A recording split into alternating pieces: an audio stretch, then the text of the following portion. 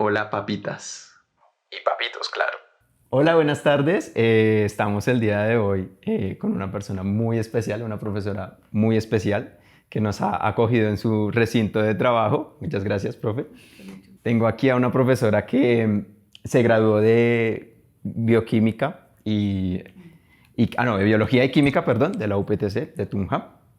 Hizo una maestría en ciencias fisiológicas en la UNAM, posteriormente un doctorado en neurobiología en la UNAM y un postdoctorado por una beca.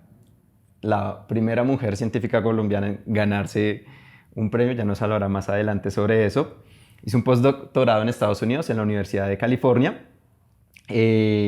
Después regresa a trabajar al Instituto Nacional de Salud y pues lleva vinculada desde el 2005 más o menos con la universidad como profesora. Ya la profe me corregirá unas líneas de investigación que ya tiene: trastornos emocionales, estrés postnatal, que un poco el premio que se gana va orientado a una investigación sobre este tipo, efectos neurales y comportamentales del estrés.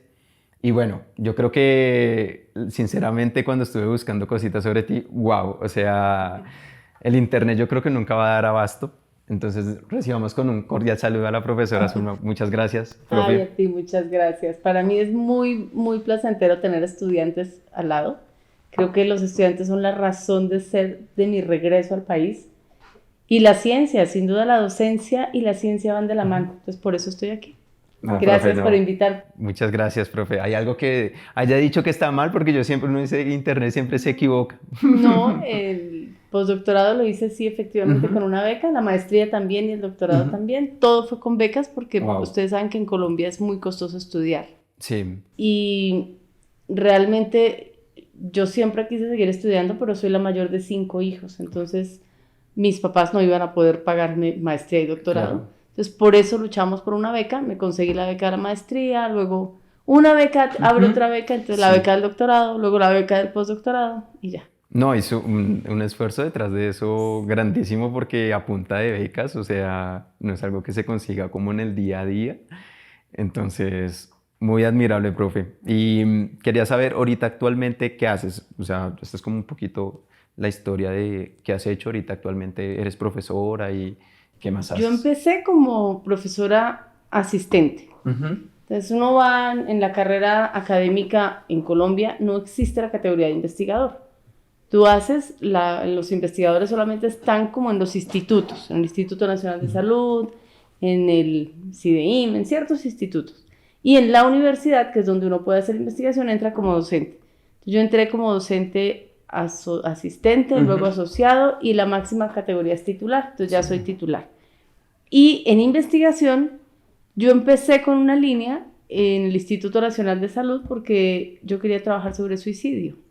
En el 2004-2005 hubo un pico de suicidio en jóvenes muy alto y a mí eso me llamó mucho la atención. Entonces fui a medicina legal y revisando allá las historias que tienen y demás, empecé a darme cuenta que eran hijos en hogares disfuncionales y por eso entonces me puse a estudiar vínculo materno. Okay. Y vínculo materno es lo que a lo que ahora yo me dedico, tanto en el modelo animal como algunas aproximaciones en cultivo celular y otras con niños, dependiendo pues de la proyección que se tenga. Sí.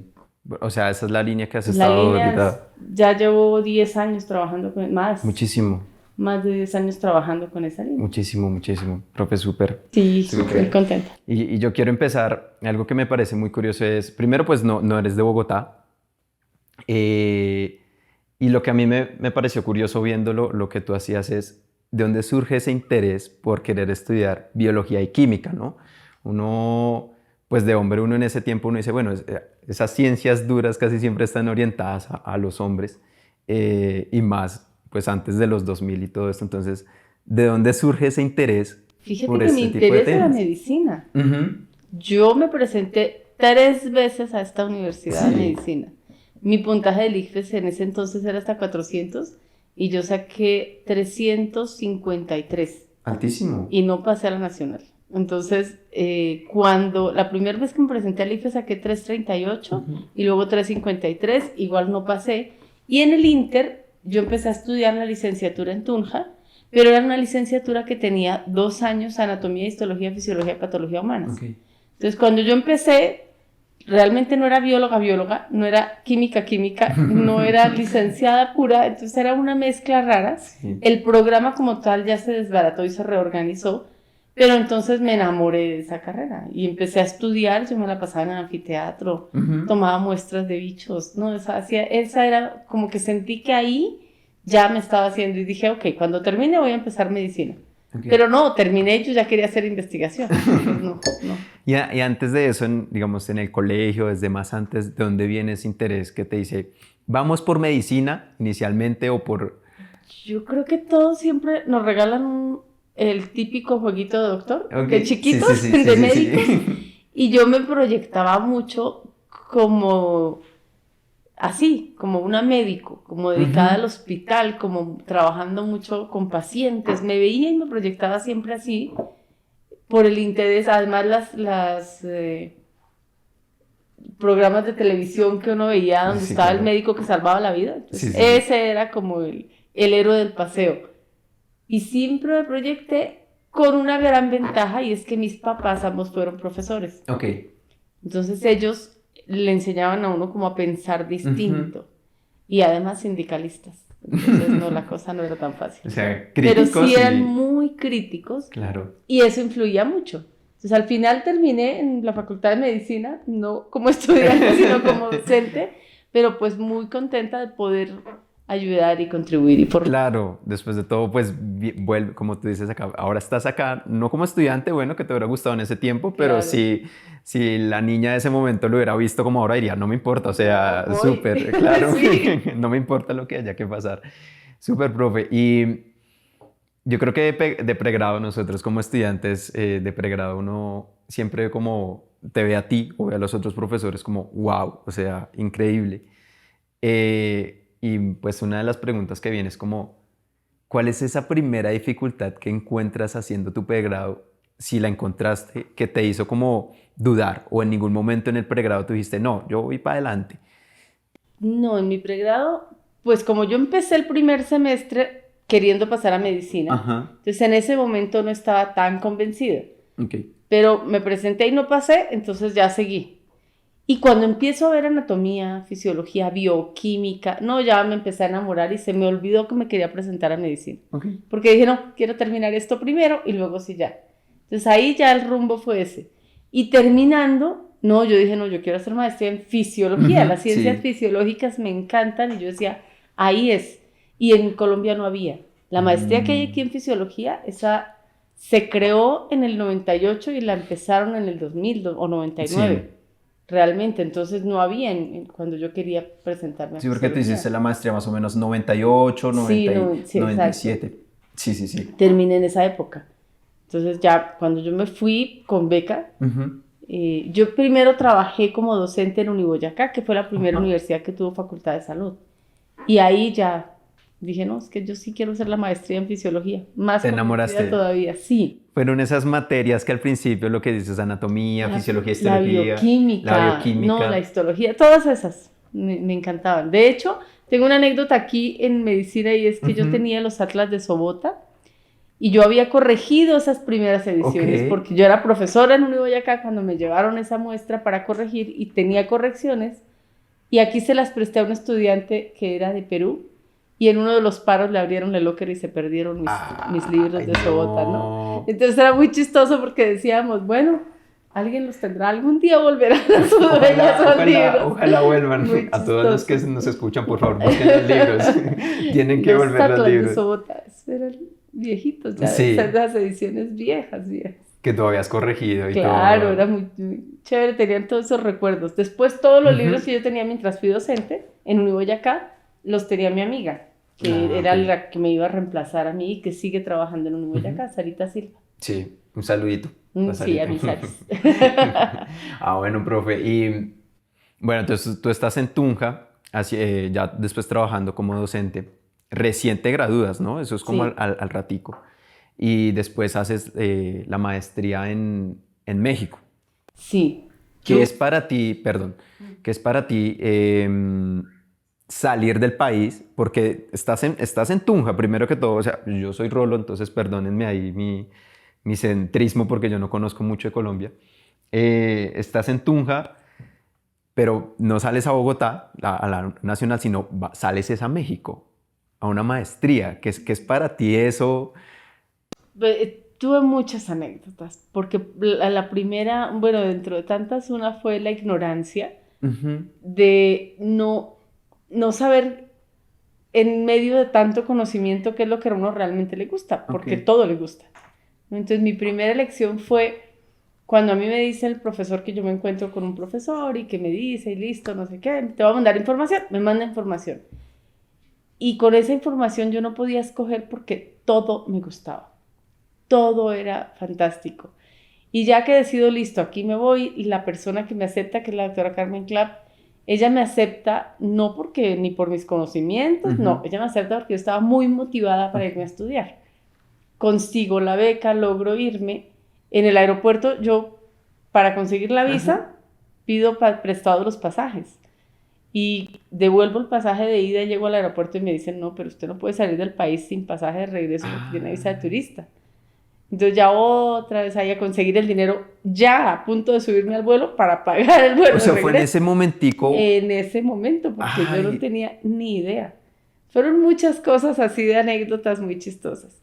Y llego a México y este profesor, Fabio Mallorca, que ha sido mi profesor de química, viernes en la noche, por eso no lo olvidamos, él me recibe y me dice, bueno, yo ya acabé mi doctorado, yo me regreso en 2 días. Y yo, no, doctor, ¿cómo así que usted se regresa a Colombia? Sí, yo ya acabé, entonces tú ahora empiezas tu carrera, que te vaya muy bien. Y yo, ¿cómo ya cumplí así? mi cometido, Sí, ya te recibí. Ya te recibí, ahora vas donde tú escogiste, porque él me había dicho, hay 2 posibilidades de vivir, una cerca y una lejos de la UNAM, ¿tú qué quieres? Y yo, no, la cerca porque es mejor caminar al laboratorio.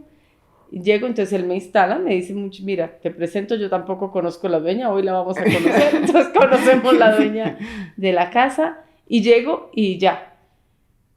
La primera impresión era la cantidad de gente que había, ¿no?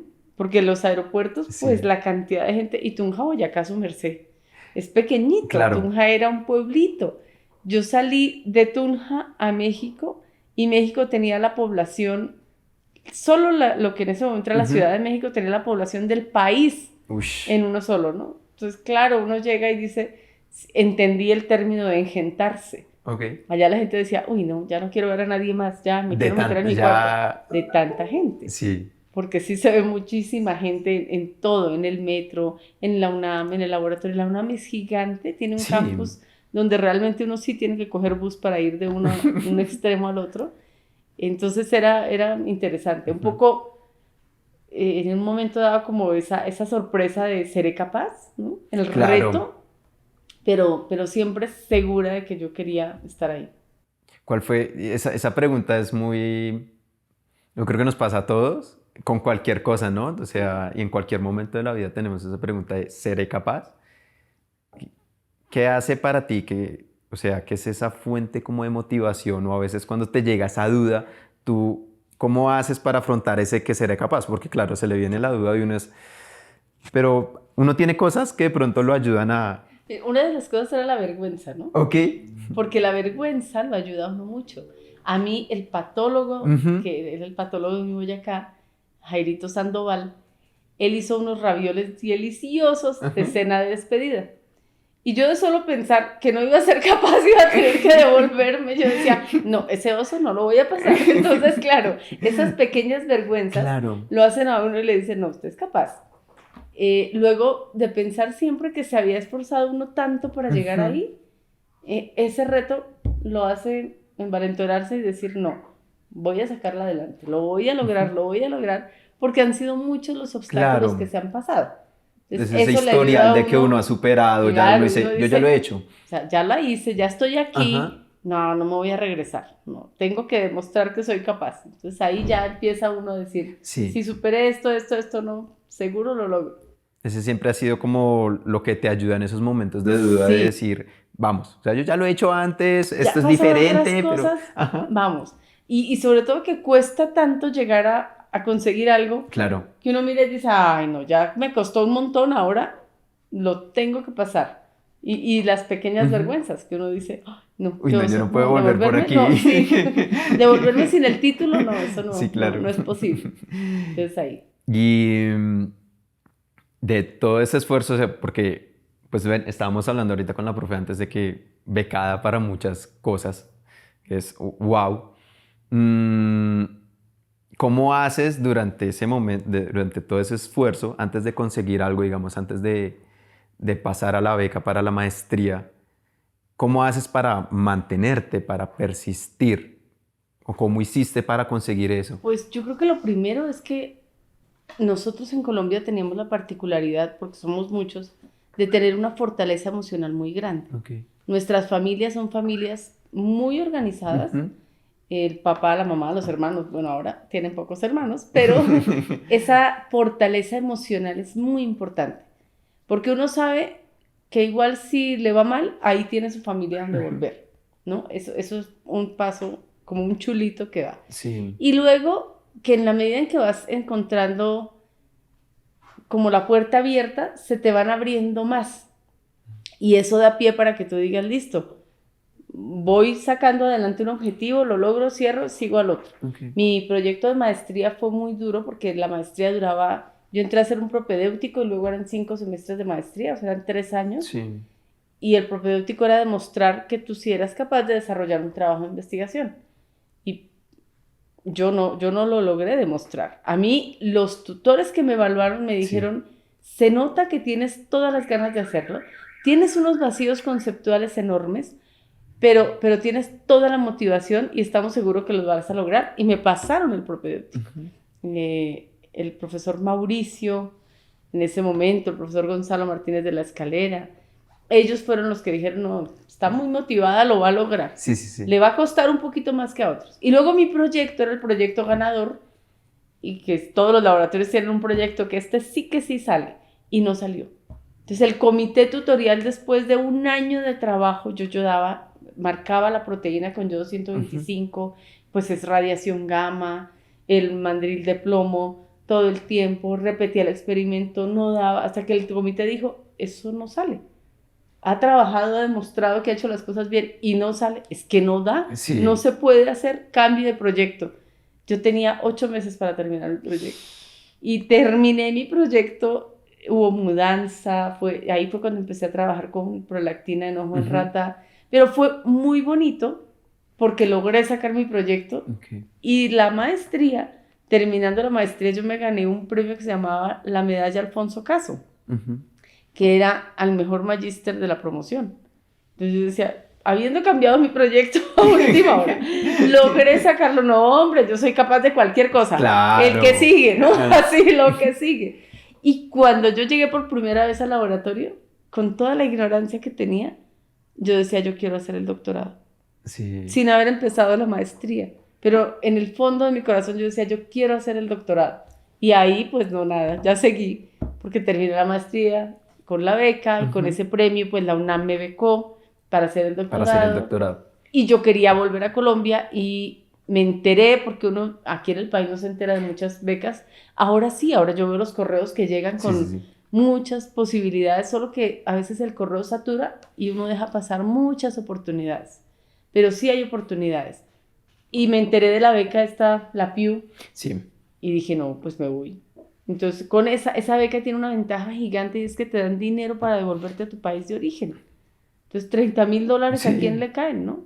Con eso compré el crióstato y ya me devolví. Aunque yo quería volverme a Tunja. Y cuando volví a Tunja me dijeron, pero es que, ¿qué la ponemos a hacer?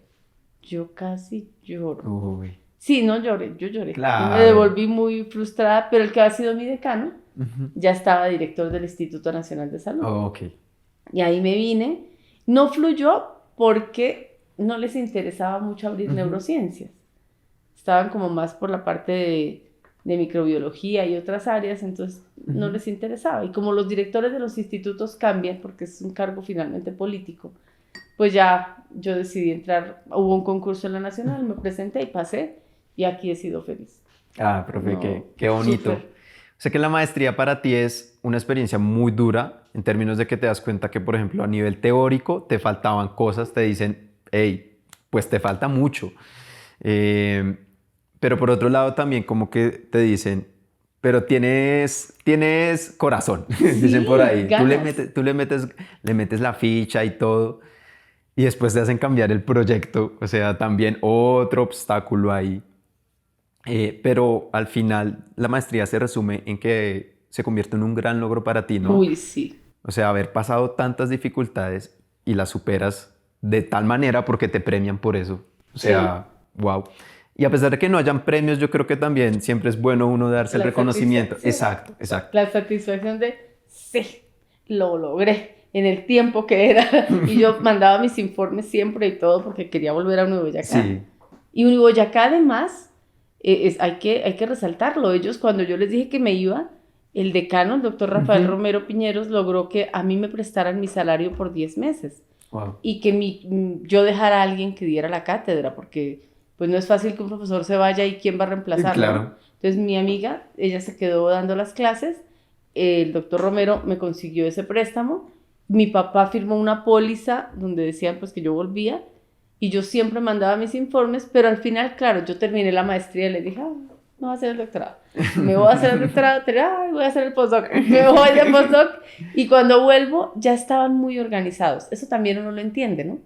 Uno también entiende que ya la universidad estaba muy estructurada, todos sus profesores ubicados, y llega esta, sí, muy doctora, pero ¿y qué la pongo a hacer, no? Sí, claro. Entonces en un momento desestabiliza, yo obviamente tristísima, porque yo sí quería volver a Boyacá, pero pues la vida por algo lo pone a uno donde lo pone, Sí. ¿no? Entonces yo creo que también eso es parte de aceptar las circunstancias, y aquí estoy. Pero es un momento, o sea, se vuelve un momento muy duro para ti porque dices desde un principio, yo quiero volver a mi hogar, o sea, el lugar donde, no solo donde nací, sino el lugar donde tuve la posibilidad de acceder a educación, donde tuve la posibilidad pues de que se diera todo este viaje y darte cuenta que no. Eso fue durísimo, eso fue muy duro emocionalmente, porque uno dice, uy, no, era mi sueño, como que Sí. todo mi proyecto de vida, en maestría, en doctorado, en postdoctorado, se centró en que yo quiero volver a Tunja. Okay. Se le desmorona a uno la vida que ha proyectado en 10 años, Claro. cuando le dicen que no, y regresé a Estados Unidos, el que era mi jefe, que el doctor Ricardo Miledi, él ya falleció, pero él me decía, ¿pero a qué te regresas? Y yo, pero doctor, usted me dijo que la beca era porque me quería regresar. Entonces, pues quédate, me decía, quédate, aquí estás bien. Y yo no, yo quiero regresar a Colombia. Siempre quise volver. Okay. Entonces, claro, ahora no, ahora yo le digo a los estudiantes, si usted quiere, quédese. Pueden hacer 1000 cosas fuera. Pero mi proyecto de vida era volver a Tunja. Te involucraba acá. Bueno, igual no volví a Tunja, pero aquí estoy. Sí. Sí, porque yo dije, no, pues ella sale, claro, o sea, lo que estábamos hablando, ¿no? Sales de Tunja a México, de México a Estados Unidos. ¿Tuviste algún problema en el lenguaje o el inglés se te daba fácil? Mi primer congreso fue muy duro. Mi primer congreso yo me tuve que aprender el póster en inglés, Sí. porque yo no hablaba inglés. Yo absolutamente, hi, no, ni siquiera era hello, no sabía que el hi y el hello eran, Sí. no, nada. Y me aprendí el póster de memoria. Me tocó en Nueva Orleans, el inglés de Nueva Orleans tiene un acento distinto. Okay. Fue pesado, pero igual. Y cuando ya me fui a Estados Unidos, ya el inglés no era obstáculo porque ya tenía como más O sea, la experiencia la facilidad. adquieres en lo que es maestría y doctorado, Sí, más o menos, ahí en porque inglés. todos los artículos son en inglés, Ok. las discusiones, las presentaciones, entonces ahí ya es un poquito más fluido. Nos falta mucho, siempre faltará, ¿no? Sí, claro. Hablar como los nativos es muy difícil, Sí. pero uno se hace entender. Y no me daba pena, entonces ya, por eso fluía. Y en la ventaja del postdoctorado es que todos éramos extranjeros. Ok. Entonces, todos nos teníamos que comunicar en inglés, porque con el iraní, con el eslovaco, con el italiano, con la francesa, con la rusa, lo único común era inglés. El inglés. Y la comida. Ah, Y ok. el juego. Los paseos. También uno aprende y pasea. Y son Sí. muchas actividades bien interesantes que se pueden desarrollar.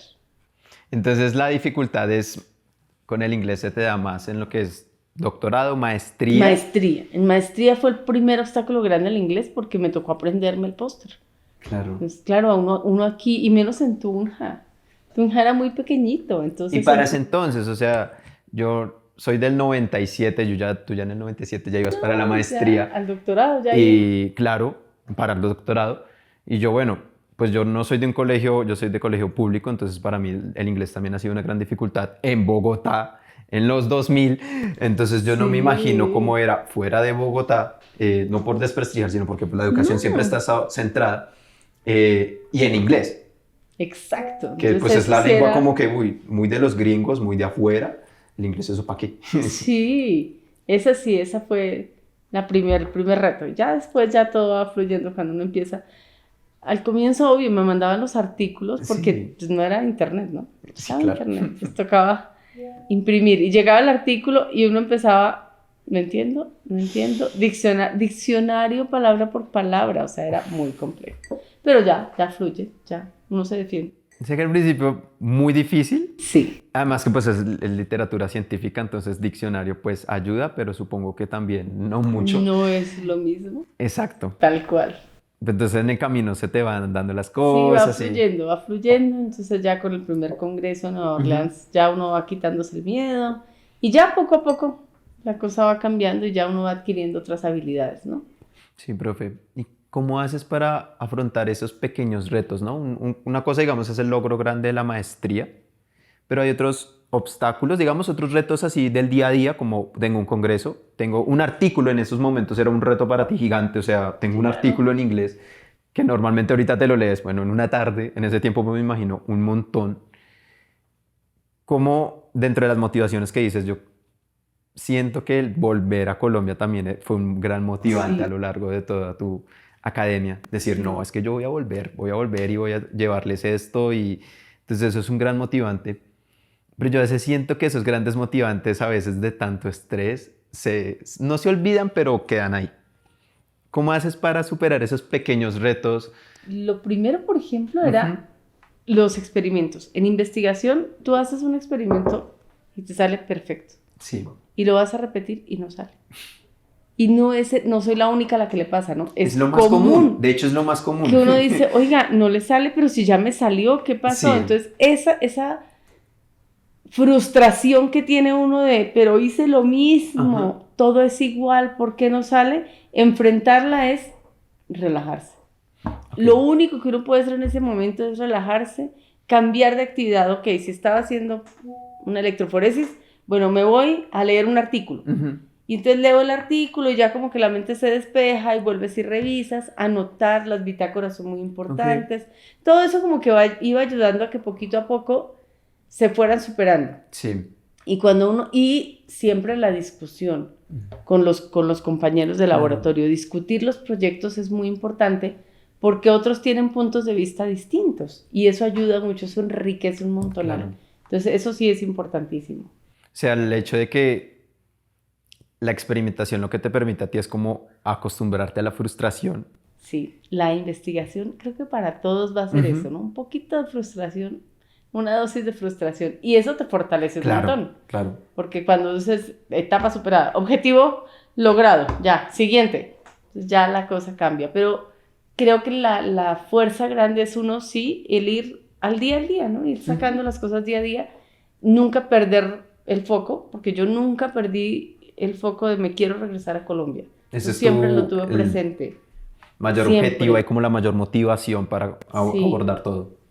Y ahora vivo muy orgullosa porque cuando yo regresé, los primeros estudiantes que querían hacer maestría conmigo, yo les dije, yo no tengo nada que ofrecerles, estoy desempacando el crióstato, no tengo línea de investigación, váyanse, organizamos se llamaba BLTP, que era una conferencia de investigadores internacionales que venían en el área de neurociencias, y yo les dije, váyanse con ellos, que en México hay becas, y hagan allá su maestría y su doctorado.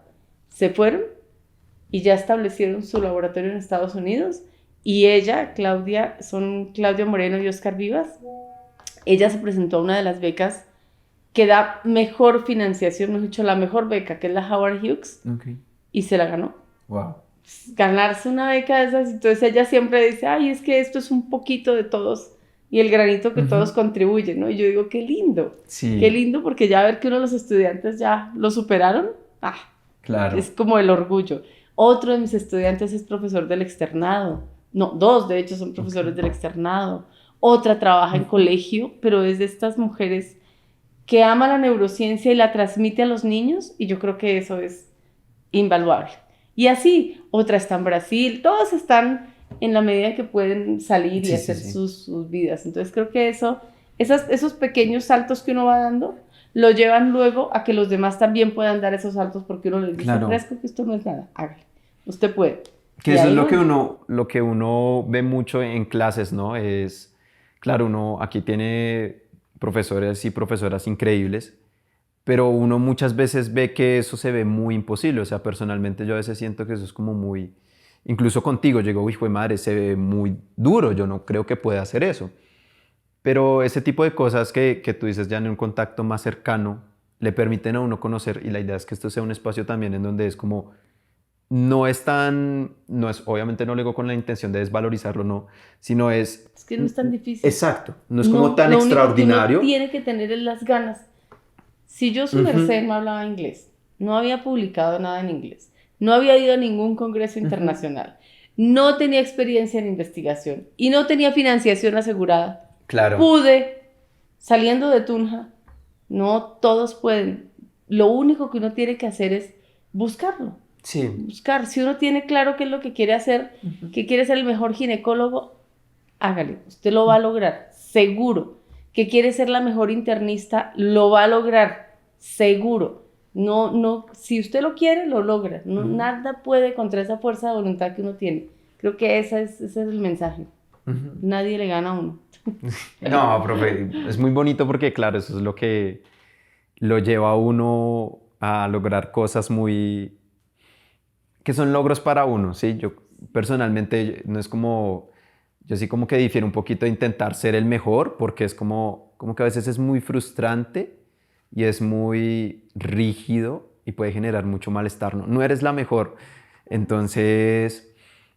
Pero tampoco siento que no sea válido que alguien lo busque. O sea, me parece muy válido. Hazlo. Si tú... Solo que a veces como que, incluso en medicina es donde se ve más, donde todos quieren ser los mejores. Pero entonces el problema es que nos pisamos y nos hacemos daño. O sea, no daño, pero sí estamos como, no.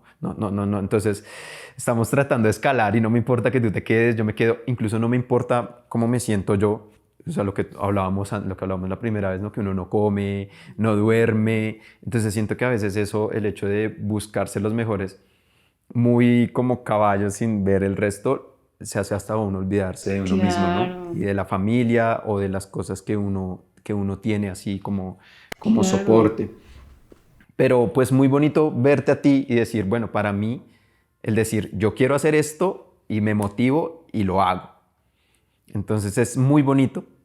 ¿Y consideras que tuviste alguna facilidad? Nos contabas ahorita que tus padres fueron profesores, bastante críticos, entonces también eso te ayudó también a expandir, a cuestionarte pues lo que te daban. Y obviamente en investigación también es muy importante poder criticar lo que uno hace, pues para ver qué es lo que está fallando en el experimento. ¿Consideras que tuviste más facilidades a lo largo de este proyecto que tú digas, esto me ayudó y de pronto para otras personas si no lo tienen, no lo podrían hacer? Pues mis papás, sin duda, ¿no? Que la parte, no tanto la genética como la formación, la epigenética que hablamos ahora. Ese ambiente es muy importante. Sí. Entonces, sin duda, y mi mamá no fue una mamá dedicada a los hijos, mi mamá trabajaba, ambos trabajaban. Pero ese ejemplo, esa rigurosidad, esa disciplina, uno puede ser muy pilo, pero si no es disciplinado, no llega lejos.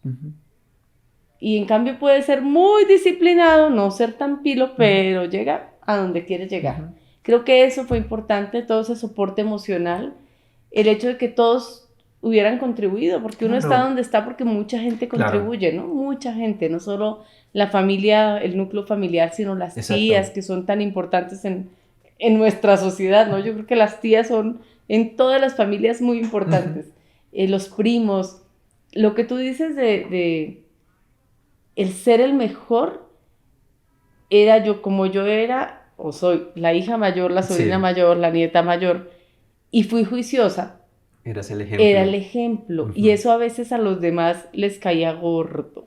Claro. Entonces sí, y me decían, uy, prima, no, es que a nosotros nos comparaban contigo y qué pereza. Sí. Y yo les decía, lo siento, no era mi intención claro. que los compararan, porque sí, yo salí, volé, chao. Ajá. Y luego ya cuando uno madura y crece, entonces los otros le cuentan y le dicen esas infidencias, no, te odiábamos. Y yo, Claro. ay, menos mal ya me perdonaron, porque sí. Pero creo que las circunstancias, más que todo, ¿no? Uh-huh. Algo hay en el corazón que le dice a uno por dónde irse. Uh-huh. Esa voz interior que le va abriendo a uno como la espinita de váyase por acá. Sí. Ese hipocampo que tiene ya una memoria que a uno le dice, la respuesta es esa, no la borre. Bueno, también el camino es ese, Sí. no se tuerza, vaya por ahí. Uh-huh. Los temores, que a mí me pareció buenísimo que me hubieran infundido el temor a las drogas, porque nunca las probé del susto que me daba quedar adicta, o sea, no era otra cosa.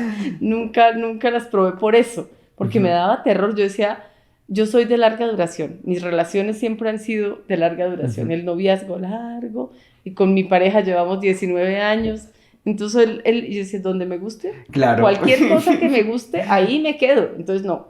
Y eso también creo que los temores también ayudan un poco, ¿no? Mucho de la regulación emocional. Okay. En mi casa nos enseñaban mucho a inhibir. Okay. Y la inhibición sí que es importante. Entonces usted puede estar el más eufórico, pero no grite. Disfrute su euforia tranquilamente. Okay. Puede estar lleno de rabia, pero no insulte al otro. Piénselo. Okay. En su cabeza dígale todo lo que quiera, pero no lo exprese verbalmente porque le hace daño. Entonces creo que esa inhibición, ese control de la expresión y de inhibir un poquito, lo madura uno mucho. Okay. Entonces sientes que... Puerta, siga. Pausa comercial. Pausa comercial.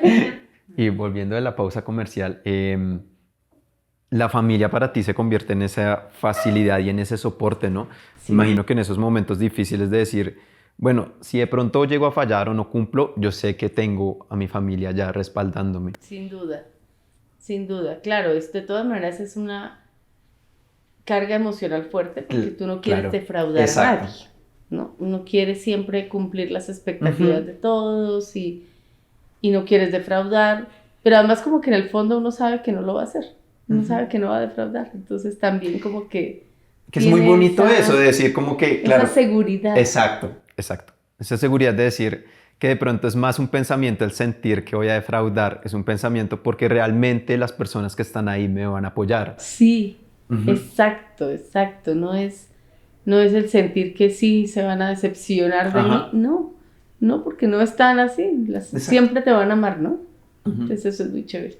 Qué bonito porque en este recorderis uno se da cuenta de lo que tú dices, ¿no? Que uno está acá, no solo. No, o sea, ya sea haciendo un proyecto, ya sea logrando algo como lo que tú has hecho o en el día a día, yo aquí y nuestra colega Valentina detrás de cámaras, uno no está solo. O sea, porque hay muchas personas que influyen, ¿no? No solo la familia, los amigos, amigas, profesores también. Claro. Incluso personas que nos encontramos en el día a día que en un momento u otro dicen algo que uno dice, esto me dejó a mí marcado para el resto de la vida. Entonces es muy bonito darse cuenta de que uno no está solo.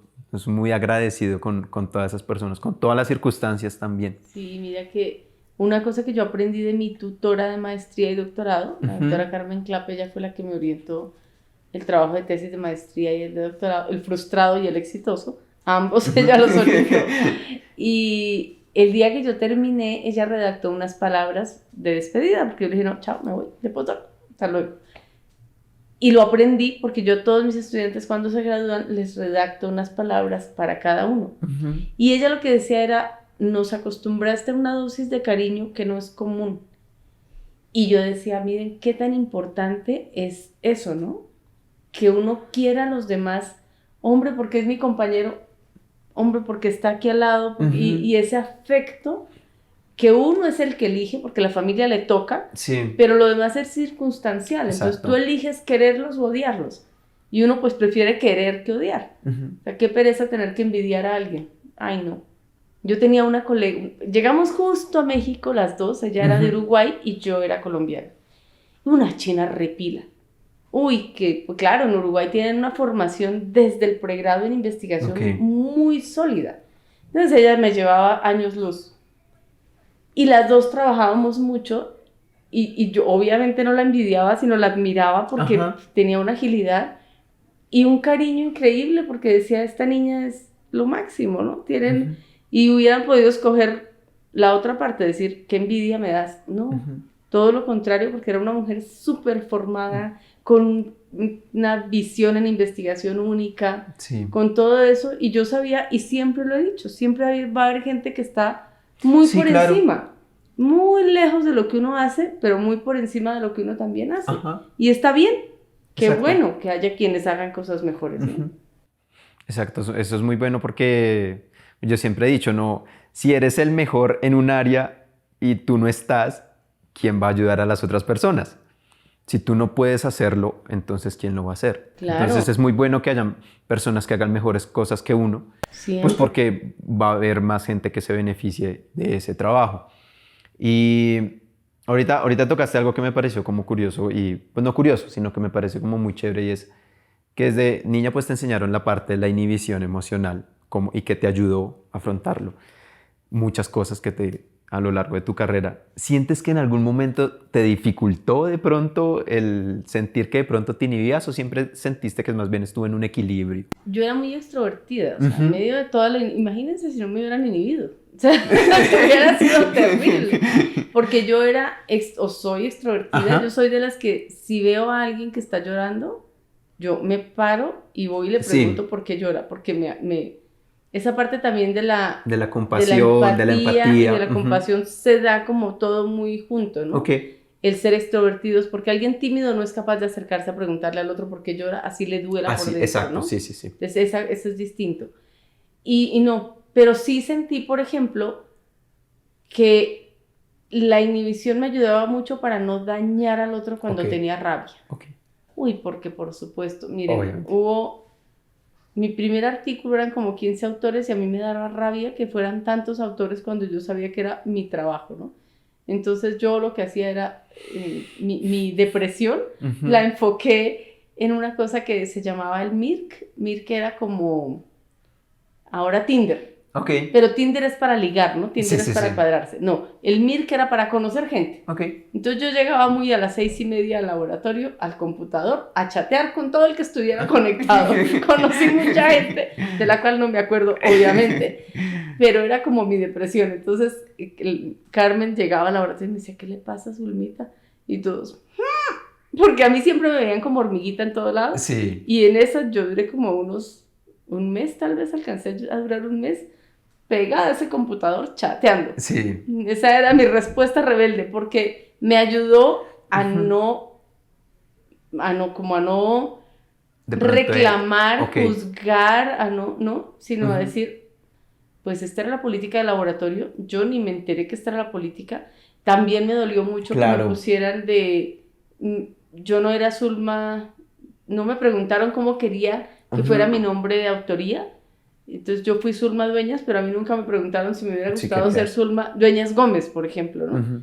Entonces esas cosas que uno dice son los pequeños detalles que en un momento chocan, pero que luego no les da una importancia. Sí, ya en perspectiva tú dices, bueno, ya pasó, ya. Entonces, pero en su momento sí fue algo que, o sea, porque te cambió, o sea, hacer que duraras un mes. Ahí. Exacto, que todo el mundo dice, algo le pasó, ¿qué tiene? Y yo respiro profundo, no voy a hablar, ¡chin!, a chatear con el que esté, porque esa inhibición ayuda porque le evita a uno conflictos más adelante. Si yo hubiera explotado, pues seguramente no hubiera hecho ahí el doctorado. Y eso sí me gustaba el laboratorio, sí me gustaba esa área. Entonces, claro, eso ayuda mucho. Sí, claro. ¿Sientes que en algún momento, porque, claro, la emoción pues surge de manera como muy natural, incluso ahorita mencionabas de la envidia y todo, yo pienso que la envidia puede surgir, pero lo que cambia es cómo nos comportamos dependiendo de cómo nos sentimos. O sea, una cosa es que yo esté lleno de rabia y grite y trate mal y hiera al otro, otra cosa es que esté de rabia y busque otra manera de expresarla. Pero entonces, en algún momento, ¿sientes que de pronto hubo un momento en donde pudiste haber expresado, porque en este contexto era muy difícil y no era no era completo, o sea, había que hacerlo, había que inhibirse por conveniencia. Sí, literal. Pero hay momentos en donde creo que sí es justo que uno diga, no, esto no me parece. La rabia surge de pronto como que uno se da cuenta de esa injusticia, de algo que no le gusta a uno. Yo escribo. Escribes. Uh-huh. Ha habido muchas situaciones y, por ejemplo, aquí, o sea, ya uno Sí, está claro. entre colegas, ya. Exacto. Pero 2 que 3 detallitos que no me gustan y entonces redacto mi correo, estimados colegas, se fue. ¿Por qué? Porque yo creo que si yo los veo a la cara y me enfrento a eso, puedo ser muy agresiva. Ok. Entonces mejor escribo. Y ya escribiendo, ay, mi corazón se relaja, digo lo que siento, Exacto. ya, cambia la cosa. Siempre he escrito, de hecho, ahora que lo veo en retrospectiva, cuando yo estaba en el colegio tenía diario y tenía mi alfabeto. Okay. Y también en México tuve mi diario y en Estados Unidos también tenía mi diario. Entonces sí, siempre he escrito, ¿no? Creo que escribir le ayuda a uno a liberar mucho. Ha sido tu manera de canalizar mi forma todas de canalizar, esas exactamente. emociones que de pronto no eran apropiadas, expresarlas, o más bien expresarlas de otra manera que te permitiera a ti también soltarte. Sí. Otra cosa que yo hacía mucho era en México, cuando vivía en la capital, en DF, en la Ciudad de México, yo vivía compartíamos apartamento. Pero cuando me fui a Querétaro, yo ya rentaba un apartamento para mí. Yo llegaba, cuando estaba así súper cargada, ponía música a todo volumen y bailaba. Bailaba, me encantaba bailar salsa, bailar lo que fuera. Yo bailaba de todo, electrónica, me enloquecía y bailaba y ya. Y en Estados Unidos también, cuando en las noches, por ejemplo, me quedaba sola trabajando, allá sí se acostumbra mucho que a las 5 de la tarde todo el mundo se va a su casa, excepto los postdocs nos quedábamos trabajando. Entonces yo ponía en el laboratorio música y me transportaba. Y ahí estaba. Eso también le ayuda a uno mucho a liberar. Lo que es la escritura y la música son tus escritura y la música han sido herramientas que te han ayudado con ese manejo de las emociones. Sí. Qué lindo, profe. Y ya hablando un poquito de los temas que te han interesado, ahorita estamos hablando de las neurociencias. Haces una maestría en fisiología. ¿Y de dónde surge ese, ya por esa rama tan especializada? Y eso, porque eso igualmente es muy amplio. Es muy amplio. ¿De dónde surge ese deseo de decir, yo quiero neurociencias? Es que la vida lo va llevando. Ok. Mi tutora, con un grupo de colegas, habían estado mucho tiempo buscando crear el Instituto de Investigación en Neurociencias, el Instituto de Neurobiología. Y preciso estoy terminando la maestría y les aprueban. Entonces ellos dicen, no, pues nos vamos a construirlo. Y ellos participan en la elaboración de los planos de su laboratorio. O sea, creo que ese es el sueño de todo investigador, ¿no? Que yo diga, yo quiero la mesa así, los reactivos aquí, la cámara oscura aquí. No, su sueño. Entonces, claro, ellos participan y nos dicen, nos vamos a ir a Querétaro. ¿Quiénes se quieren ir? Y pues, obvio, yo sí dije, si yo me voy. Me fui, yo era parte del inventario cuando se creó el instituto, porque ver, yo estaba... no sé qué, esa ya está. Viernes, sábado, domingo. De hecho, un domingo cayó un aguacero tan duro y ahí es donde uno se da cuenta que también quedó la construcción. La mitad, hubo muchas goteras al primer piso, en la mitad, en una de las salas, en los extremos del instituto, y yo tenía los teléfonos hasta el director del instituto. Entonces yo lo llamaba, doctor, está cayendo un aguacero y hay goteras. Y él me decía, ¿en serio hay goteras? Sí, doctor. Entonces ya sabían que en el laboratorio de Carmen Clapp estaba yo, porque ahí estaba y era muy chévere que contaban conmigo y por supuesto que yo sabía a quién podía llamar. Entonces fue muy bonito, pero fue porque la vida me fue llevando. Entonces la vida me lleva ahí y luego Ricardo Miledi trabajaba con Alzheimer y me dice, no, es que tú no vas a ser capaz de hacer electrofisiología.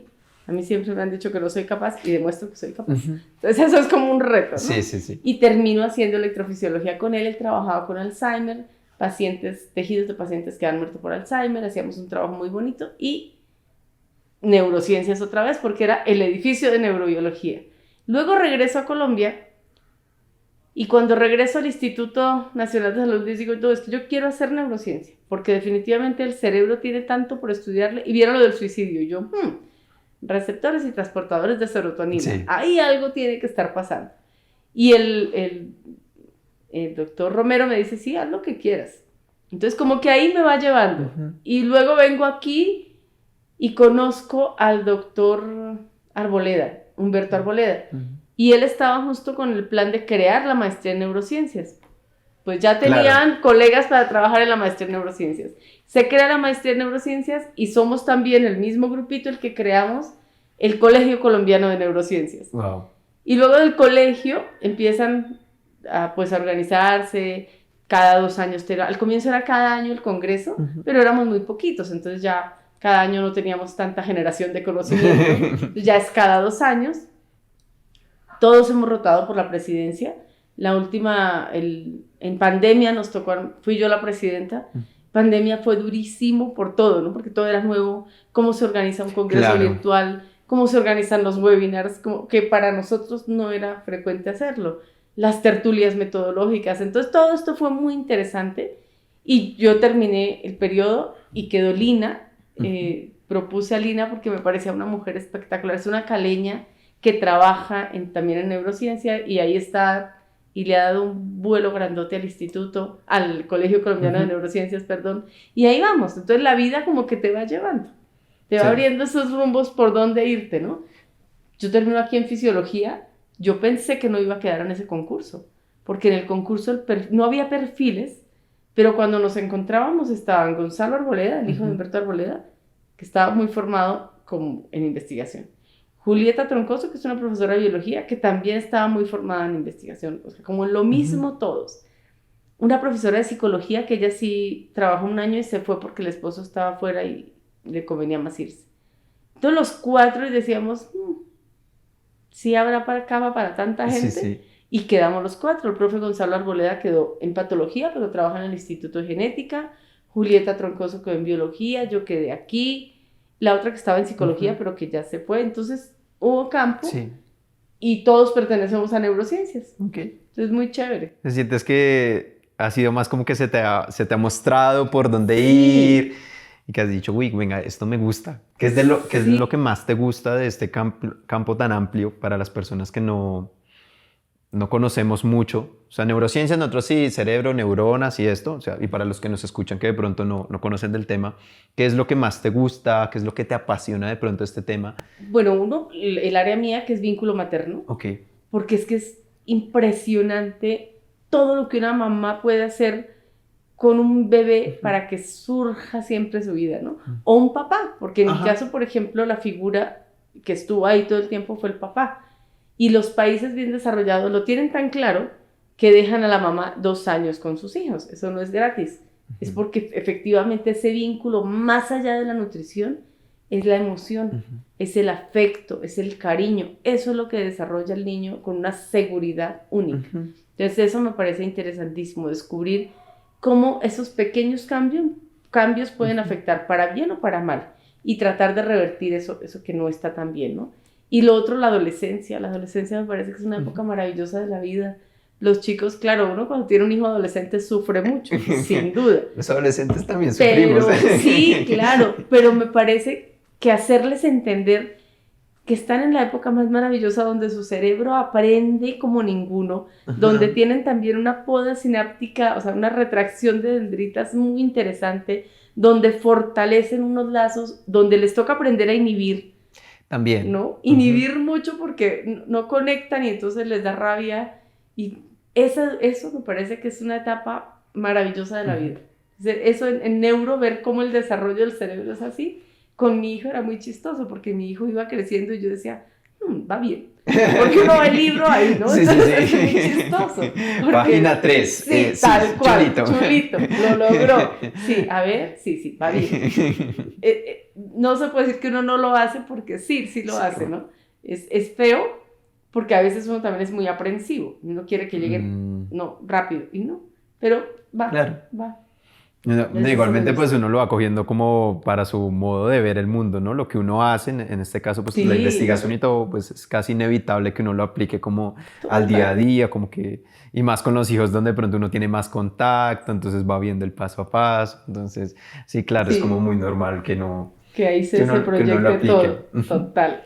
¿Y por qué estos temas? Digamos que dentro de todos los campos o todos los temas que podrías investigar en neurociencia, particularmente escoges temas que son como de pronto también muy, muy sociales, muy de humanas, ¿no? El vínculo materno. Entonces ya uno se da cuenta que, como tú dices, no solo es la nutrición, sino también hay toda una parte de crianza con los cuidadores, no solo como con la madre, sino pues el que haga la función de cuidador. Y con la adolescencia, ¿no? También una parte que es con muchos cambios a nivel social, entonces la identidad, muchas cosas, de donde surge ese interés, como estos temitas. Esas particularidades que diríamos. Bueno, lo del vínculo materno salió por lo del suicidio, ¿no? Ese fue mi primer impacto, porque yo decía, es que un joven no puede querer quitarse la vida, no es normal que uno se quiera quitar la vida, algo está fallando. Y por eso era serotonina, receptores ahí. Y ese proyecto era muy interesante, pero no lo aprobaron en MinCiencias. Y luego fue cuando ya vi en esta autopsia psicológica que eran hijos de hogares disfuncionales, y eso me llevó a vínculo materno. Entonces ahí como que dije, uy, no, aquí hay mucho que trabajar. Y como dice otro colega del externado, es que él me dice, tú haces es neurociencia social, porque te la pasas trabajando con cosas que tienen una aplicabilidad, que es un entorno lo que estás desarrollando. Y en parte tiene razón, ¿no?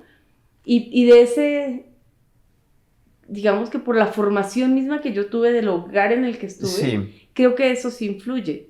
El ver que en mi familia somos súper unidos, todo se festeja, todo se celebra. A veces uno dice, uy, qué carga. Toca ir a festejar el Día del Padre. Uy, qué carga. Toca ir a festejar. Pero uno está allá y lo disfruta. Entonces uno dice, ay, qué bien. Claro, la siguiente semana repesada porque lo que tenía que hacer el fin de semana no lo hizo. Pero es muy interesante porque uno dice, el balance se mantiene. Si uno no tuviera la familia que tiene, seguramente estaría, como decimos, workaholic, dedicado solamente al trabajo y solamente esa es su proyección. Entonces eso ayuda mucho. Y sí, mi interés yo creo que viene más de eso, del desarrollo de la infancia, de cómo yo me eduqué, de los cambios que vi y de lo que la sociedad misma vive, que le llama a uno como pilas, estudie esto, que por aquí va, ¿no? Claro, es que es, no como chocante, pero tú misma dices como, yo no podía entender cómo habían personas que se querían suicidar si pues tú has vivido pues con una familia muy querida, lleno de mucho amor y mucha comprensión. Entonces tú como que, uy, hay algo que está pasando. Y después cuando te das cuenta, como comentas lo de las autopsias psicológicas, te das cuenta es que, claro, hay un contexto que hizo que la persona pues llegara hasta tal punto. Sí. Entonces eso es como lo que te dice a ti como que, ya las cosas no son tanto como yo he venido aprendiendo. Y hay algo más y que es muy bonito porque pues uno ve normalmente pues estas áreas, ¿no? Digamos lo que es biología y entonces como a lo que dicen, lo más fundamental, ¿no? Biología, entonces matemáticas, química, muy poco aplicable a lo social, ¿no? Ciencias naturales, ciencias sociales, pero pues no es ni tan así, ya pues tú misma dices, pues el cerebro no se crea y se adapta por sí solo, no crea nuevas redes, no quita otras porque sí, sino porque pues en este caso, en el tuyo, no hay una crianza, hay algo que está moldeando esa manera en que el cerebro o pues todo su sistema nervioso pues piensa o bueno, se acostumbra o vive, se adapta a la vida. Tal cual, así es. Mejor no lo has podido decir. Muy bien. Un pequeño resumen. Entonces vienes trabajando todo este tiempo en esta área. Y la adolescencia también surge un tema de interés también por el lado de la crianza. Sí, sobre todo porque cuando trabajamos, yo trabajo con un modelo animal de separación materna que es muy sencillo. Separo las raticas 3 horas en la mañana de su mamá, vuelven otra vez con su mamá, vuelvo y las separo 3 horas en la tarde y regresan con su mamá. Es una separación que no las desnutre, porque ellas se alimentan cada 3 horas, pero que las priva del acarreo de la mamá. Las raticas cogen a la mamá, las mamás cogen a la cría con la boca y se la llevan de un lado a otro y las acicalan mucho. Las priva de eso y esa privacidad les afecta al punto que las vuelve, por ejemplo, hiperactivas. Entonces, al evaluar la motricidad, si yo pongo mi ratica aquí, la que ha sido separada de su mamá se vuelve como loca y empieza desesperada. Y la que no, si se cuida, se va a una esquinita, evita el depredador, está muy juiciosa. Por eso fuimos a ver qué pasaba con los niños con déficit de atención e hiperactividad. Hicimos un instrumento que se llama el instrumento retrospectivo del vínculo materno y se evalúa 5 años después que hagan en retrospectiva cómo fue la relación con su hijo, y las mamás son maravillosas, se acuerdan de todo. Si tienen 7 hijos, se acuerda a qué hora nació el primero, el segundo, el tercero, con quién lo dejó. Qué memoria, espectacular. Entonces, con ese estudio hicimos la comparación que pasaba con los de déficit de atención. Encontramos que sí había unos cambios muy, muy sensibles, pero por ejemplo, la mamá que entra a trabajar tiene seguridad económica. Entonces no le transmite estrés al bebé. En cambio, la que no está con él, pero está estresada porque no tiene la seguridad económica. Entonces eso también fue una alerta grande. Y en estrés les medimos cortisol a los chicos, niños y niñas, y los niños tienen el nivel de cortisol alto de base. Entonces, estando de base, por eso es que con ellos la cantaleta no funciona. Uno al hiperactivo le dice que apague el televisor, que apague el televisor, que le he dicho 10 veces que apague el televisor, y le importa un pepino, porque el hiperactivo no tiene fisiológicamente cómo responder a esa cantaleta que se le da, porque tiene niveles de cortisol altísimos. Entonces su pico ya está alto, ya no tiene a dónde subir más. Es bien interesante y es un trabajo que hizo el estudiante de doctorado, que ahora es profesor del externado.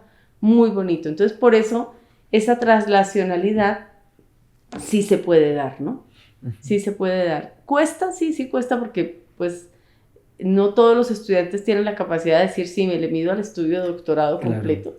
Pero tampoco todos los profesores quieren que uno haga eso, porque a veces dicen, no abarque tanto, céntrese en una cosa y estudie la profundidad. Sí. Entonces, hay de todo, entonces se pueden hacer varias cosas. Pero sí es muy interesante. Y mencionabas que trabajas con modelos animales. Yo tengo una compañera que pues hizo la práctica en el laboratorio, y a ella se le dificulta mucho pues el hecho de que al final, para los que no lo sepan, pues las raticas hay que sacrificarlas. ¿Para ti ha sido difícil o en un momento fue difícil?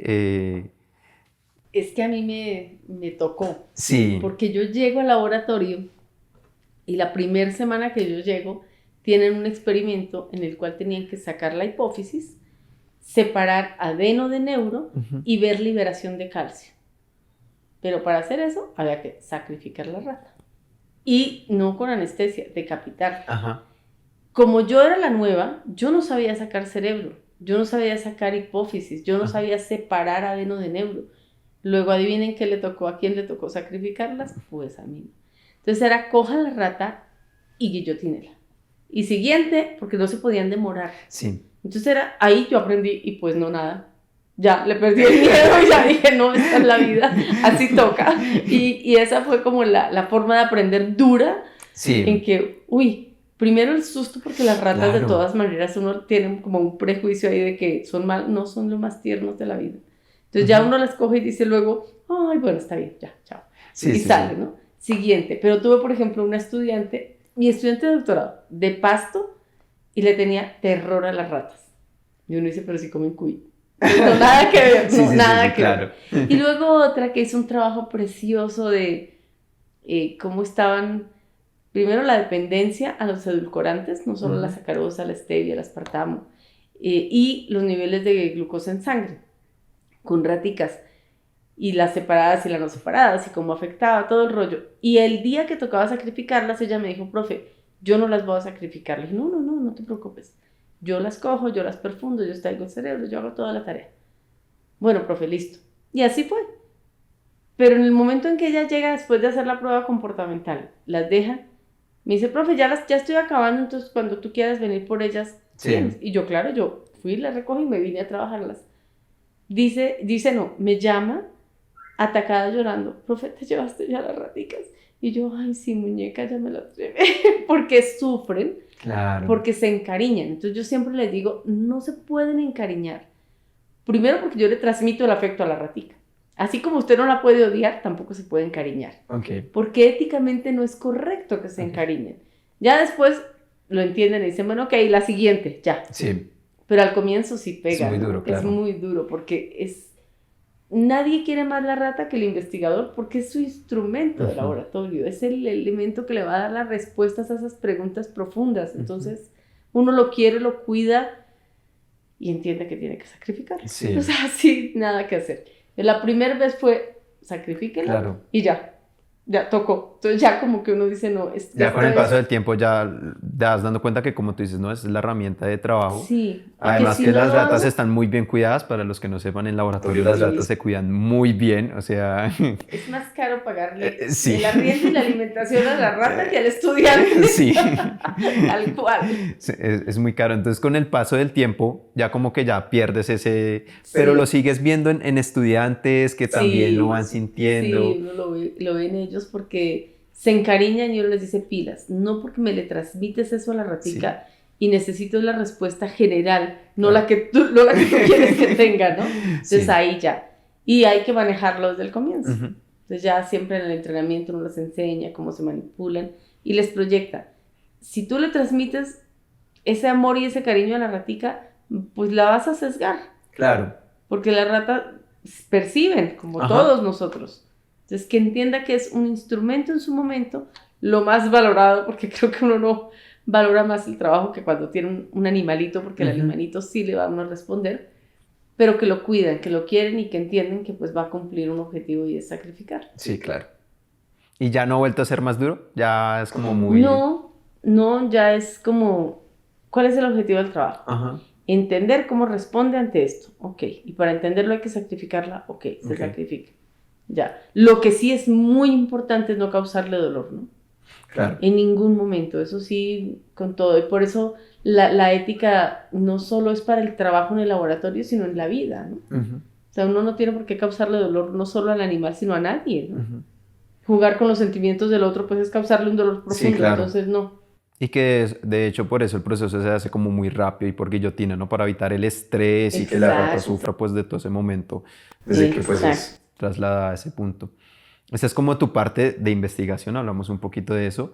Y ahora ya como viendo como el modo de cierre, pues entras acá a enseñar. ¿Hubo algo que te dijera a ti, oiga, yo quiero enseñar, quiero transmitir esto?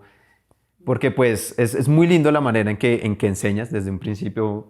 Para los que no sean de acá y todo, pues ella nos acompaña desde los primeros semestres y se nota, son de esas docentes en donde uno nota esa chispa, eso como que quiero enseñar, es muy bonito. Pero fíjate que no era tan así. Ok. Bueno, mi mamá y mi papá fueron un ejemplo fantástico. Mi papá era extremadamente riguroso, trabajaba en la Normal, que es pues la institución donde se forma educadores, entonces era muy riguroso. Y mi mamá en una escuelita rural. Entonces la escuela rural tiene el punto de que tenían que motivar mucho a los niños. Mi mamá hacía frisos, carteleras, un material pedagógico muy bonito y yo veía cómo realmente disfrutaban y transmitían al máximo ese conocimiento. Cuando yo me voy del país, yo quiero hacer investigación y digo, uy no, yo quiero ser la científica, no me quiero dedicar nada más, el laboratorio es lo mío, punto. Cuando regreso a Colombia yo sabía que tenía que picar piedras, yo tenía muchas herramientas metodológicas que eran una fortaleza grande, pero yo sabía que no podía volver a hacer lo que estaba haciendo, ni en México ni en Estados Unidos, que tocaba buscar aquí qué iba a hacer. Y llego en el instituto, pues con todos los peros que hubo, vi que no era, que tocaba en la universidad, entro a la universidad y aquí yo entro en un concurso donde la única que se comió el cuento, que era el 50% del tiempo en docencia y el otro 50% en investigación, fui yo. Porque muchos de los colegas que entraron en ese concurso nunca dieron una clase en pregrado. Entonces yo decía, me comí mal el cuento, ¿no? Muy ingenua. Y en el 2011 yo estaba un poco cansada porque yo sentía que no era buena docente porque tenía la expectativa de dedicarme solo a la investigación. Yo me voy en el 2011 con mi hijo y mi esposo. Cumple mi hijo 2 años en el avión. Llegamos a México porque me gané una beca que se llamaba Pleaser, que era para hacer una estancia. Entonces le daban una plática para un proyecto y con mi doctorado y que había la posibilidad de quedarme. Yo dije, no, pues aquí ya. Aquí no tengo que dar clase, este es. Y resulta que ni mi hijo ni mi esposo se adaptan a México. Ok, entonces yo digo ahí ya, la familia primero, a mí me lo enseñaron desde chiquita y lo disfruté, y si asumí que tenía un hijo, ya había dicho que sí, ya tenía 2 años, pues ahora la responsabilidad es con ese hijo, ¿no? Entonces, ¿qué es lo mejor para él? Regresarse a que tenga su familia. Nos regresamos y ahí yo dije, ok, ahora sí, si esto es lo que voy a hacer, lo hago bien, porque me la voy a gozar. Si no lo disfruto, no voy a amargarme el resto de mi vida porque aquí es donde voy a estar. Claro. Entonces ahí cambié el chip totalmente y dije, no, me lo voy a gozar. Y coincidió más o menos en que la asignatura que nadie quería, yo dije, yo la cojo, era primer semestre y la adapté como yo veía que se podía, como yo quería desarrollarla, me dieron libertad de cátedra, me dijeron, sí, hágale, usted puede. Y entonces ya yo la armé, ya yo me la disfruté y ya cambié. Si ustedes ven mis evaluaciones, antes del 2011 eran por aquí y ya después del 2011 ya mejoraron porque ya era... Entonces ahí también entendí que uno lo que le toca lo puede asumir de la mejor manera y disfrutarse. Uh-huh. Y ahí ya empecé a disfrutármela, ya si llegaban estudiantes de maestría bien, sino también la financiación siempre ha salido de algún lugar, yo no sé cómo hacemos, sí, pero siempre hay plática para el proyecto, siempre de alguna manera.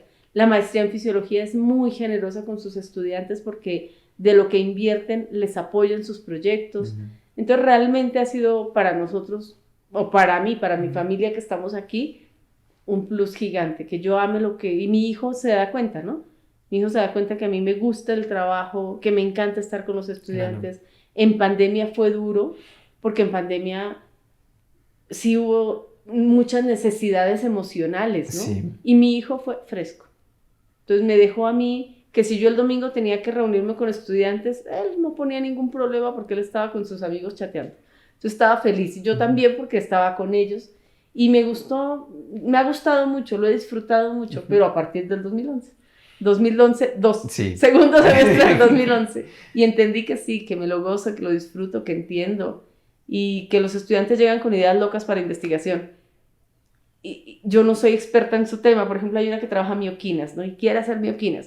Me dijo, ok, si quieres, lo hacemos, pero el trabajo es tuyo. Me vas a tener que explicar a mí porque yo no sé, yo te oriento.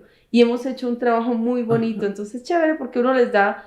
No los restringe a que hagan lo que uno sabe, sino que ellos también puedan crecer en su área y en lo que les gustaría. Entonces, por el lado de la investigación, claro, muy contenta con mis estudiantes, y por el lado de la docencia también, para mí es súper placentero, ¿no? Es muy difícil que un estudiante le diga a uno que está haciendo bien la tarea. Es muy raro. Sí. No es como en el colegio que ya el buen maestro recibe la manzana y el malo pasan derecho, ¿no? Nada que hacer. Pero aquí, en Edificando, en la plataforma, ahí sí uno ve... Y uno ve las críticas de los que uno dice, uy, le cae mal a este pobre. Sí. Pero también ve las constructivas del que dice, profe, organice mejor el temario. Sí, entonces uno dice, vea, y ya uno le explica al siguiente semestre, mire, yo organizo el temario, pero los profesores no pueden sino los martes. Por eso no le puedo considerar cosas bien de detalle, claro, que si uno no lo explica, pues no tienen por qué entenderlo, ¿no? Uh-huh. Entonces muy chévere y me la he disfrutado. O sea, para ti fue todo un cambio 360, decir, bueno, me quedo acá, pues porque me toca y porque quiero también, o sea, por tu hijo querías hacerlo. Claro. Y decís, bueno, si lo voy a hacer, vamos a hacerlo de otra manera, a ver qué pasa. Y desde ese momento, pues se vuelve también una parte muy bonita de tu vida, como una pasión también el enseñar. Sí. Total. Y porque en investigación se enseña. Claro. Uno orienta a los estudiantes. No, y que estás a cargo de otras personas, entonces la enseñanza no es solo en un espacio así como muy formal, sino pues en el día a día. Uno aprende mucho de los estudiantes, de sus respuestas, tanto de los de pregrado como de los de posgrado.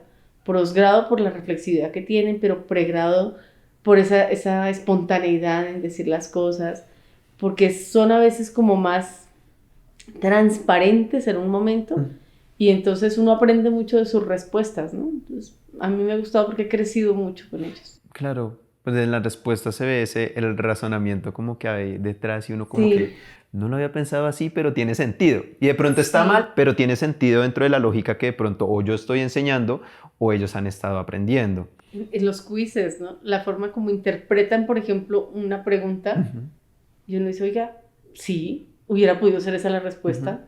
Y no le cuesta a uno nada decir sí, cámbiela, porque usted puede tener la razón. Entonces eso me parece muy chévere, muy constructivo de lado y lado. O sea que desde ese momento también ha sido no solo dar, sino también para ti ha sido muy constructivo, como tú dices, entonces para tu vida también y para pues las posteriores semestres, para dar las otras clases y en los otros campos donde también enseñas. Tal cual. Ah, bueno, profe, y qué alegría, muchas gracias de verdad por estar aquí. Yo traigo algo, es algo innovador, algo manual que hice por ahí, con ayuda de mis padres, de mi papá que me ayudó a cortar esto, la familia apoyándome. Y hay algo que ya había hablado contigo que busco como en estos espacios y que ha sido muy lindo ver en ti, pues la parte de nuestras emociones, cómo influyen a lo largo de nuestras vidas, ¿no? Y que a pesar de que podemos ser o una persona con un postdoctorado, un estudiante de pregrado, un estudiante de bachiller, las emociones siempre están a lo largo, ¿no?, de nosotros, ya sea como motivantes, muchas veces, a veces no tanto, también nos tienen ahí, nos hunden, entre comillas, nos hunden. Y entonces he decidido hacer unas carticas con emociones. Aquí hay muchas emociones. La idea de este ejercicio es que tú vas a escoger una y pues nos vas a contar de pronto una experiencia. Si ya la contaste, no pasa nada. Hay muchas emociones acá. No me gusta ver las emociones como positivas o negativas, sino que cada una trae algo y viene por algo. Entonces, como la rabia, ¿no? La injusticia, cuando hacen cosas que no nos gustan, cuando no nos tienen en cuenta. La envidia, que también es una... De hecho, esas dos emociones son las que yo digo, ¿por qué no puedo sentir envidia? O sea, ¿por qué no? Pero más allá de eso es a veces cómo nos comportamos con la emoción.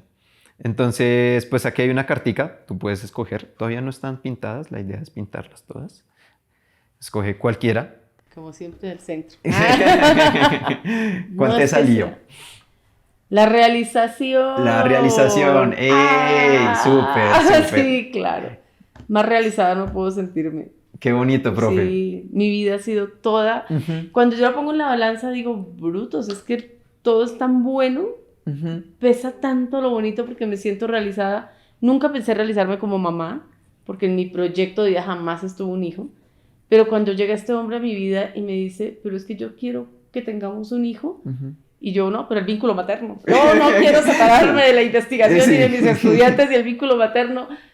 Entonces esa es la realización como mamá y las experiencias, ¿no? Claro. Hijos pequeños, problemas pequeños, hijos grandes, problemas grandes, pero igual son experiencias de crecimiento. Profesionalmente, nada, si yo hubiera querido el Nobel, pues no me regreso a Colombia, eso lo tengo claro, ¿no? Entonces, profesionalmente también me siento muy realizada. Como amiga, no tengo muchas amigas, pero creo que cuando me necesitan, ahí saben estás. que estoy. Como docente también, uno tiene poquitas experiencias que uno diga, ay, qué lindo que este muchacho lo logró y salió adelante, pues son 130 cada semestre, de solo pregrado. Pero es muy satisfactorio ver que lo poquito que uno va haciendo construye. Entonces, y que es más lo bueno que lo malo. Entonces eso me siento realizada. Como colega también, porque son más los colegas que valoran el trabajo que los que no lo valoran. Entonces eso también me gusta. Como jefe, no he sido jefe mucho, pero también ver que el respeto está y que se dicen las cosas. Entonces eso también me gusta. Como mujer, pues ya, mujer y mamá creo que las dos van como muy cercanas.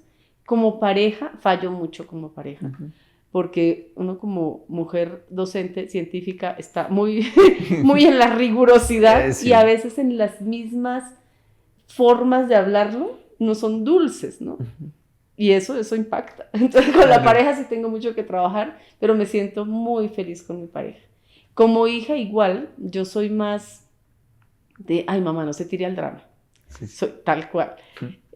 Con mis hermanos igual, ¿no? Entonces a veces la forma de decir las cosas, haber vivido 10 años fuera, le enseña a uno que si está mal, está mal. No le diga, ay, mire, lo que pasa es que, ¿cómo le explico? No, está mal, hombre. Sí. Entonces ya uno lo dice. Entonces a veces cuesta un poquito. Como hermana también, uno falla mucho, sí, claro, pero igual las hermanas estamos siempre y los hermanos también. Entonces creo que sí, me siento súper realizada. ¡Ah, qué bonito! Gracias. ¡Qué alegría! Muy linda, muy Gracias, linda. profe. Si Súper hay un chévere. esferito, me gustaría ahí que pusieras tu nombre, no tu firma, no tu nombre. A ver si lo llenamos de los próximos invitados. Ajá, claro. Como manera de decir que todos sentimos como lo mismo en algunos momentos y que, digamos que la realización en tu caso no, en el caso de todos, no es objetiva, ¿no? No es logro, entonces lo tengo todo, sino es ver que también uno dice, bueno, hay cosas que yo no hago tan bien, está bien porque soy ser humana, pero eso no desvaloriza lo que ya he hecho y con las cosas buenas que intento hacer en cada día. Claro, y que toda realización tiene de fondo mucha gente para que uno logre realizarse. Y también una compensación que es más allá de lo material, que creo que esa es la realización con la que uno se siente, ¿no? Que diga, no tengo el penthouse que quiero, pero me siento feliz, ¿no? Con esas pequeñas cosas de la vida que lo hacen a uno felices. Profe, decir, aquí va mi nombre. Muchas gracias por estar acá, por permitirnos este espacio acá en el laboratorio de fisiología. Si cualquier cosa, la invitación queda abierta después y te volvemos a tener muy agradecidos y de verdad muchas gracias, profe. A ti por este espacio, qué rico, no se ven estos espacios como tan comunes, entonces me parece genial tenerlos y charlar y más relajaditos. Sí. Muchas gracias por invitarme. Con un montón de cosas que tienes por hacer, porque tienes muchas cosas por hacer, profe. Pero estamos bien, muchas gracias. Bueno, muchas gracias, profe. A los dos. Gracias. Por todo.